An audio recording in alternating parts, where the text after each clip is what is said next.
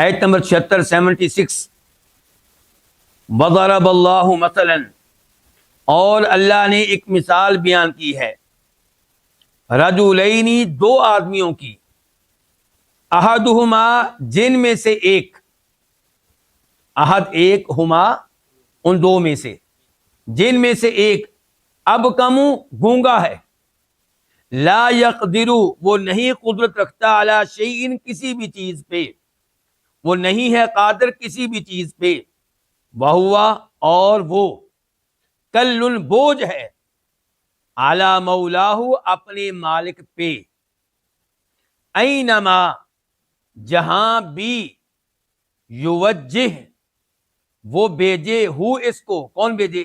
مالک، لا یاتی، یہ نہیں لے کر آئے گا، بخیر، کسی قسم کی کوئی خیر، حل کیا، یستوی، برابر ہے، ہوا یہ، ومن، اور وہ جو، یأمر، حکم دیتا ہے، بالعدل، عدل و انصاف کا، وہو، اور وہ، علی صراط مستقیم، ایک سیدھے راستے پہ ہے، صراط، راستہ، مستقیم، سیدھا۔ اس ایت میں جو مثال بیان کی گئی ہے، اس کی کیا وضاحت ہے؟ یہاں پہ بھی اللہ نے مثال بیان کی ہے اپنی اور ان کی جن کو اللہ تعالیٰ کے ساتھ عبادت میں شریک کیا جاتا ہے۔ اگرچہ کئی علماء کرام کی رائے یہ ہے کہ یہاں پہ مثال دی گئی ہے مسلمان کی اور کافر کی، لیکن سیاق و سباق کے لحاظ سے زیادہ واضح یہی ہے کہ یہاں پہ بھی اللہ نے اپنی اور ان کی مثال بیان کی ہے جن کو اللہ تعالیٰ کے ساتھ شریک کیا جاتا ہے۔ اللہ نے کہا ہے کہ آپ دو آدمیوں پہ غور کریں، ان میں سے ایک کیا ہے؟ گونگا، یہ اس کا پہلا عیب ہے۔ گونگا کس کو کہتے ہیں؟ جو بول نہیں سکتا، بول بھی نہیں سکتا اور سمجھتا بھی نہیں ہے، نہ بولتا ہے نہ کچھ سمجھتا ہے۔ گونگا ایسا ہی ہوتا ہے، پھر نہ وہ بولتا ہے اور نہ کچھ سمجھتا ہے۔ لا یقدر علی شیء، وہ کسی چیز پہ بھی قدرت نہیں رکھتا، یہ اس کا تیسرا عیب ہے۔ پہلا عیب کیا ہے؟ کہ بولتا نہیں، سنتا نہیں، اور تیسرا عیب یہ ہے کہ لا یقدر علی شیء، کسی چیز پہ قادر نہیں ہے۔ کیا مطلب؟ اس میں کوئی صلاحیت نہیں ہے، کوئی اس کے پاس ہنر نہیں ہے، کسی کام کا نہیں ہے۔ وَهُوَ كَلٌّ عَلَى مولا، بلکہ وہ تو بوجھ ہے، یہ قول اس کی خامی ہے کہ وہ تو الٹا بوجھ ہے، چٹی ہے، کس کے لیے؟ اپنے مالک کے لیے۔ لوگوں کے غلام ہیں، وہ اپنے غلاموں سے فائدہ اٹھا رہے ہیں۔ اس نے مثال کے طور پہ کسی نے اپنے غلام کو کیا بنا دیا ہے؟ کارپینٹر، لکڑی کے کام کا ماہر بنا دیا ہے، اور ماہانہ اس سے لے رہا ہے مثال کے طور پہ 50,000 روپیہ۔ اور کسی نے اپنے غلام کو گاڑی کا مکینک بنا دیا ہے، اور وہ اس کو کما کے دے رہا ہے ماہانہ طور پہ مثال کے طور پہ 50,000 85,000 روپیہ، اور یہ وہ آدمی ہے جس کا غلام کسی کام کا نہیں، الٹا اپنی جیب سے اس کو کھانا کھلانا پڑتا ہے، اپنی جیب سے کپڑے لے کر دینے پڑتے ہیں، اپنی یعنی کہ طرف سے اس کو رہائش فراہم کرنا پڑتی ہے، چارپائی دینا پڑتی ہے، بستر فراہم کرنا پڑتا ہے۔ تو کل علی مولا، اپنے مالک پہ وہ کیا ہے؟ بوجھ ہے۔ اینما یوجہ، وہ جدھر بھی اس کو بھیجے، جس کام کے لیے بھی بھیجے، نتیجہ خیر والا نہیں ہوگا۔ آپ اس کو کہیں بھی بھیج دیں، کیونکہ نہ وہ سنتا ہے، نہ وہ بولتا ہے، نہ اس میں کوئی صلاحیت ہے، نہ اس میں کوئی ہنر ہے، تو جس ڈیوٹی پہ بھی آپ اس کو بھیجیں گے نتیجہ کو اچھا نہیں نکلے گا، خیر کا نتیجہ نہیں برآمد ہوگا۔ اللہ تعالیٰ نے فرمایا حل یستوی، ہوا کیا یہ گونگا جس میں یہ عیب پائی جاتی ہیں، جس میں خامیاں پائی جاتی ہیں، یہ اور ایک دوسرا آدمی ہے جو عدل و انصاف کا حکم دیتا ہے؟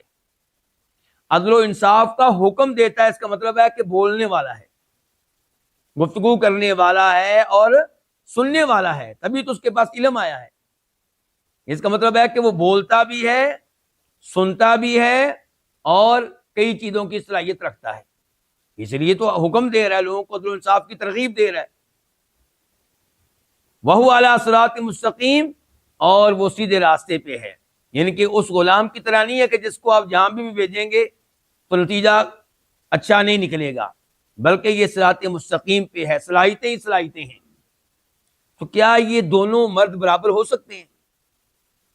تو اللہ رب العزت نے ارشاد فرمایا کہ پھر اللہ تعالیٰ کے ساتھ وہ برابر کیسے ہو سکتے ہیں جو نفع و نقصان کے مالک نہیں ہیں، جو یا تو پتھر ہیں جن کی عبادت کی جاتی ہے، بت ہیں، پتھر ہیں، درخت ہیں، اور یہ نہ سنتے ہیں اور نہ گفتگو کرتے ہیں اور نہ ہی کچھ فائدہ دے سکتے ہیں ان کو جو ان کی عبادت کر رہے ہیں۔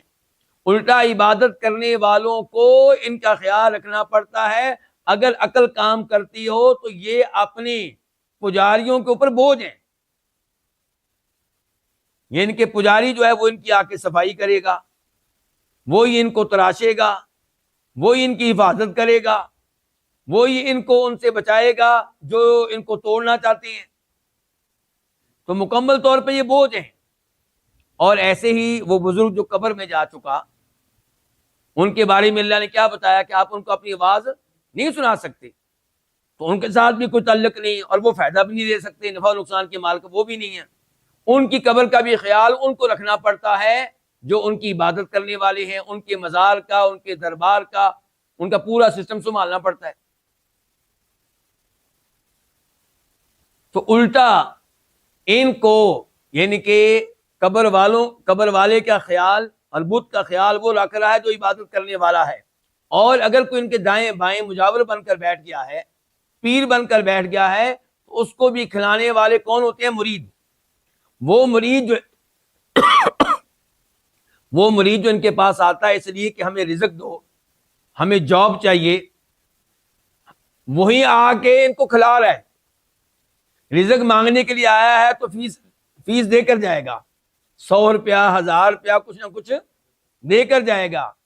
تو اگر عقل کام کرتی ہو تو مشکل کشا وہ قبر والا نہیں ہے، مشکل کشا وہ بت نہیں ہے، مشکل کشا وہ پیر نہیں ہے جو ان کے دائیں بائیں بیٹھے ہوئے ہیں، بلکہ مشکل کشا وہ ہیں جو مرید ہیں۔ ان کے مسائل کون حل کر رہے ہیں؟ مرید حل کر رہے ہیں۔ ان کے گھر کا کھانا اور جو سسٹم چل رہا ہے، راشن جو چل رہا ہے، وہ مریدوں کے پیسوں سے چل رہا ہے۔ تو ایسوں کو اللہ کا شریک بنا دینا کتنی بڑی حماقت ہے، کتنی بڑی بیوقوفی ہے۔ تو جیسے یہ دو مرد برابر نہیں ہیں، ایسے اللہ رب العزت اور وہ برابر نہیں ہیں جن کو اللہ تعالیٰ کے ساتھ شریک کیا جاتا ہے۔